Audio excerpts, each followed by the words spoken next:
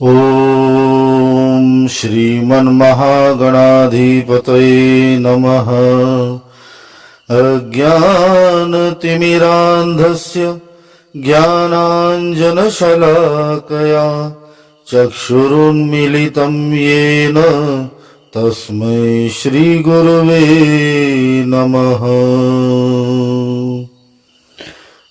बर्हापीडं नटवरवपुः कर्णयो कर्णिकारं विवृद्धासः कनककपीशं वैजयन्तीं च मालां रन्ध्राणवेणुर्धरसुधया पूरयन् गोपवृन्दैः वृन्दावरण्यं स्वपदरमणं प्राविशद्गीतकीर्तिः। ओम श्री राधा कृष्ण चरण कमलेभ्यो नमः। सभी श्रोताओं को ओम नमो नारायण। श्री गोपी गीत की चर्चा की श्रृंखला में अब तक हमने 16 श्लोकों की चर्चा की। गोपियां आगे कहती हैं 17वें श्लोक में, रहसि संविदम् ऋच्छयोदयम्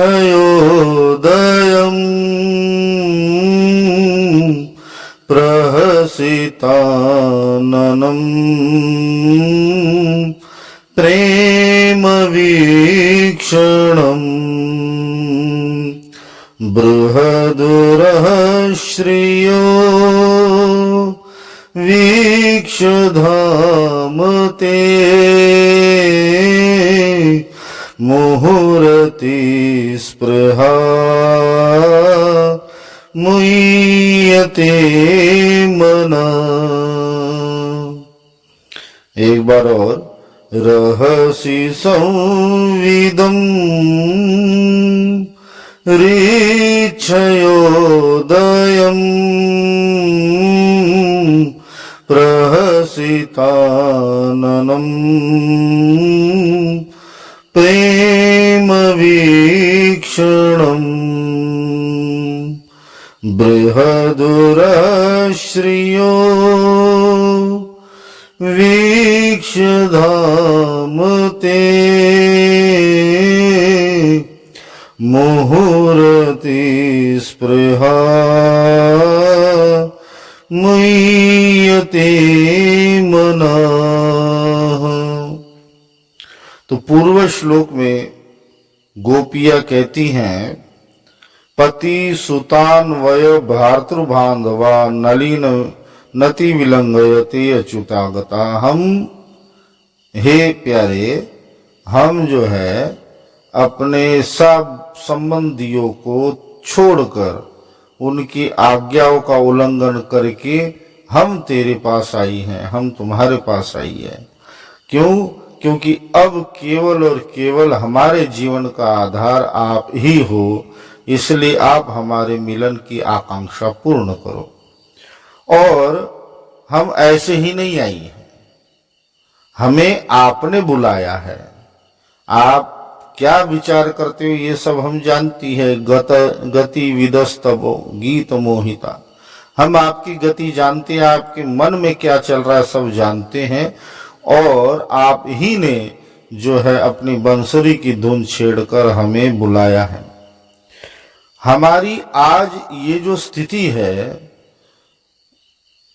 प्रेम के कारण, आपके विरह के कारण जो आज हम इस स्थिति तक जो पहुंची है, इसमें कारणीभूत केवल और केवल आप ही हैं।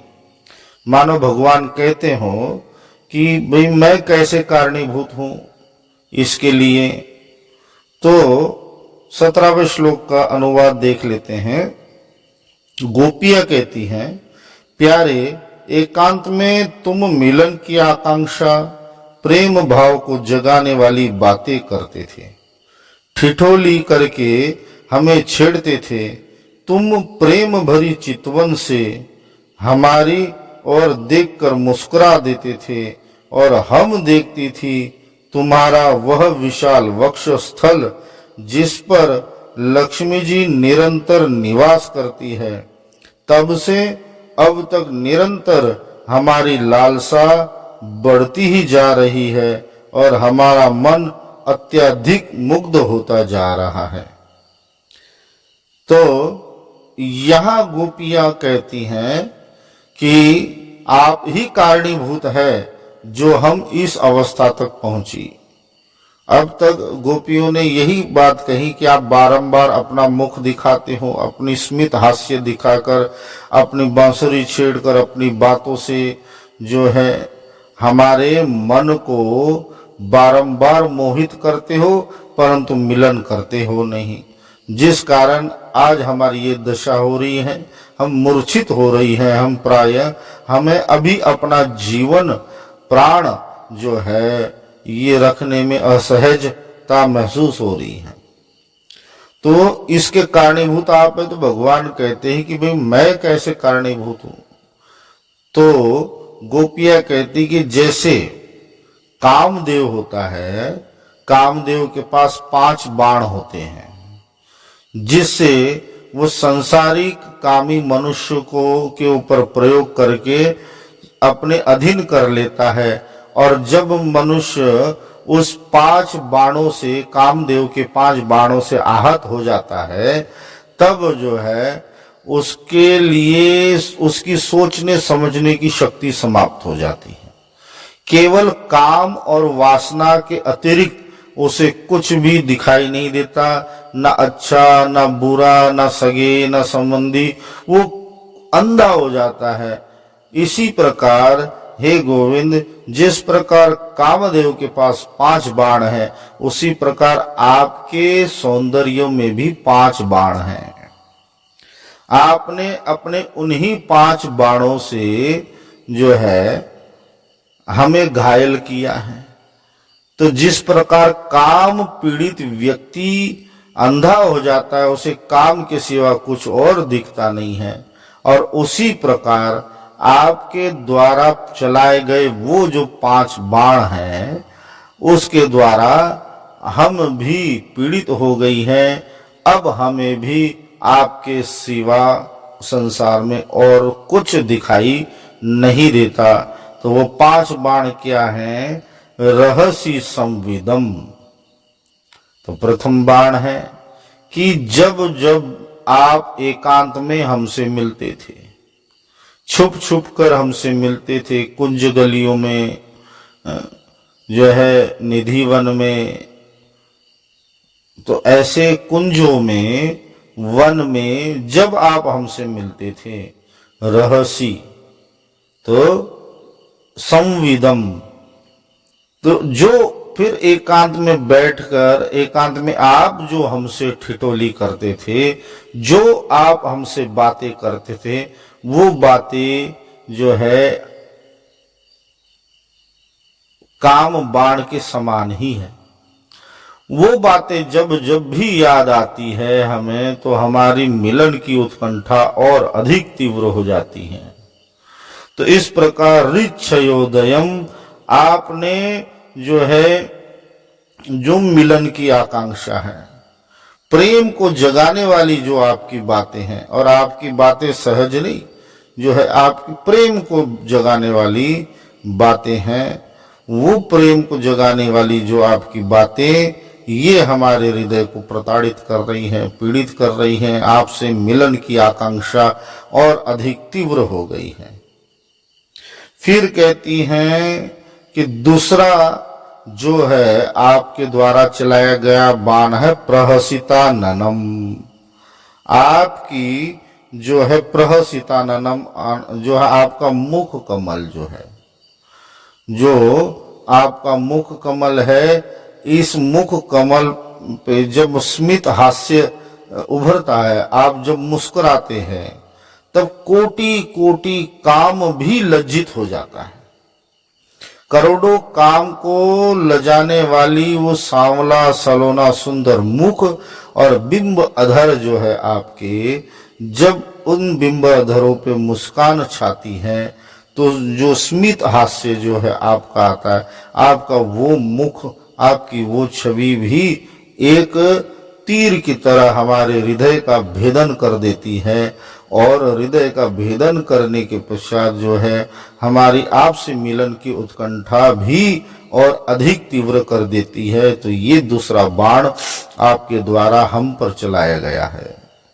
और तीसरा बाण है जो आपके द्वारा चलाया गया, प्रेम वीक्षणम, जो है प्रेम वीक्षणम, ये तीसरा बाण है आपका। तो आपकी जो कटाक्षपूर्ण तिरछी जो चितवन है, जो कमल नयन है, वो दो दो कमल नयनों से जब आप तिरछी चितवन से और प्रेम भरी दृष्टि से आप हमारी ओर देखते हो, तो आपकी वो तिरछी चितवन प्रेम भरी जो दृष्टि है वो तीसरे बाण का कार्य करती है।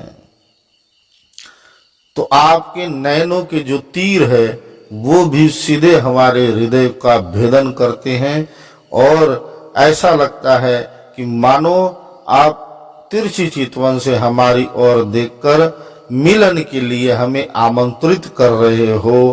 तो इससे हमारी मिलन की उत्कंठा और भी अधिक बढ़ जाती है। ये तीसरा बाण आपके द्वारा चलाया गया है।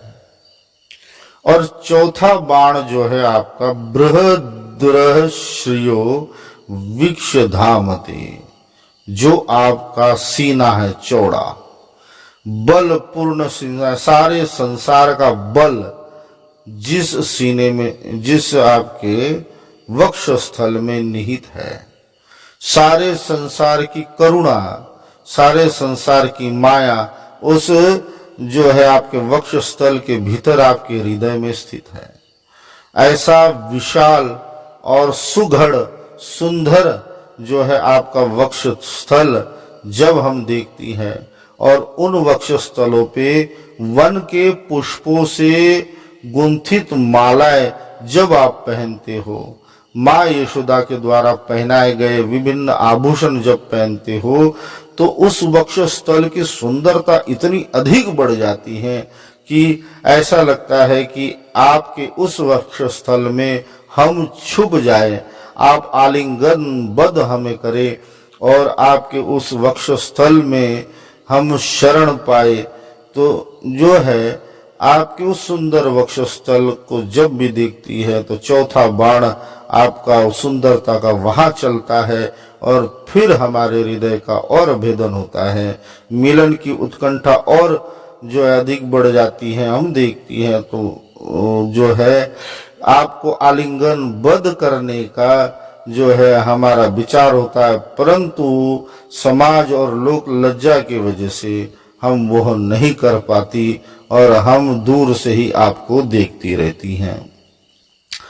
पांचवा बाण आपका है जो है वही वक्षस्थल, उसके भीतर जो उस वक्षस्थल पे जो लक्ष्मी जी का वास है, कि उस वक्षस्थल को देखकर जो है हम जब मन में हमारे यह विचार आता है कि संपूर्ण संसार, संपूर्ण जगत लक्ष्मी जी को प्राप्त करना चाहता है, लक्ष्मी जी को अपने घर में रखना चाहता है, लक्ष्मी जी से प्रेम करता है, परंतु वही लक्ष्मी जी जो जगत वंद्य है, जो जगत प्रिय है, जो जगत उसे अपने पास रखना चाहता है, वही लक्ष्मी जी आपके हृदय स्थान पे, उस विशाल वक्षस्थल के जो हृदय स्थान पे, वही लक्ष्मी आपके श्रीवत्स चिन्ह के रूप में स्थित है।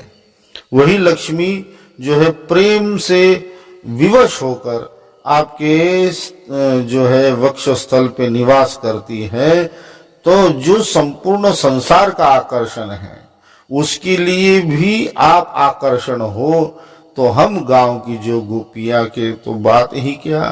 तो जब ऐसा विचार आता है तो पांचवा बाण भी जो है हमारे हृदय पे आघात करता है, और उन लक्ष्मी जी को देखकर हमारे हृदय में जलन उत्पन्न होती है कि कितने अहोभाग्य है लक्ष्मी जी के, जो आपके वक्षस्थल पर विराजमान है, जिन वक्षस्थलों का से आलिंगनबद्ध करने की हमारी जो है इच्छाएं रह जाती हैं, उसी वक्षस्थल पर जो है 24 घंटे जो है दिन रात लक्ष्मी जी निवास करती हैं। लक्ष्मी जी के उस परम भाग्य को देखकर जो है हमारे हृदय में पीड़ा होती है कि ऐसे कौन से पुण्य होंगे श्री लक्ष्मी जी के जो ऐसा परम सौभाग्य उन्हें प्राप्त हुआ, हमें यह सौभाग्य कब प्राप्त होगा। इस विचार से जो है हमारा हृदय और भी अधिक पीड़ित होता है। और जब आपके ये जो 5 बाण जो है हमारे हृदय पर आघात करते हैं, तब मुहु रति स्पृहा, तो आपसे रति की स्पृहा, आपसे मिलन की आकांक्षा जो है हमारी बारंबार बढ़ती रहती है। एक बार नहीं, एक बार से जो है बारंबार फिर जो है हमारी आकांक्षा बढ़ती रहती है। तो मुह्यते मन हमारा क्षुब्ध हो जाता है। इसलिए हे प्यारे जो है जो दुख ताप और मन को क्षुब्ध करने वाला, मन को मुग्ध करने वाले आपके ये सौंदर्य के 5 बाण से आहत होकर, आपकी ये जो है पुकारने पर बांसुरी की धुन के द्वारा, आपके वचन देने पर जो है मार्गशीर्ष मास में जो आपने मिलन का वचन दिया था, उसके वशीभूत होकर भी हम जब यहाँ पे आई है और मध्य रास में आप हमें त्याग कर चले गए, तो अब हमारी क्या दशा होगी, आप स्वयं विचार करें और हमारे इस दुख को, हमारे इस कष्ट को दूर करें। और जो है अब तो आप कृपा करके आ जाइए और हमारी ये जो मिलन की आकांक्षा है, इस मिलन की आकांक्षा को आप पूर्ण करें। आज के लिए इतना ही। तो एक बार फिर रहसि संविदं ऋक्षयोदयं प्रहसिताननं प्रेम वीक्षणम् बृहदुरहश्रियो वीक्षधाम ते मुहुरति स्पृहा मुह्यते मनः। सभी को ओम नमो नारायण। जय जय श्री राधे, जय जय श्री राधे, जय जय श्री राधे श्याम। ओम श्री राधा कृष्ण चरण कमलेभ्यो नमः।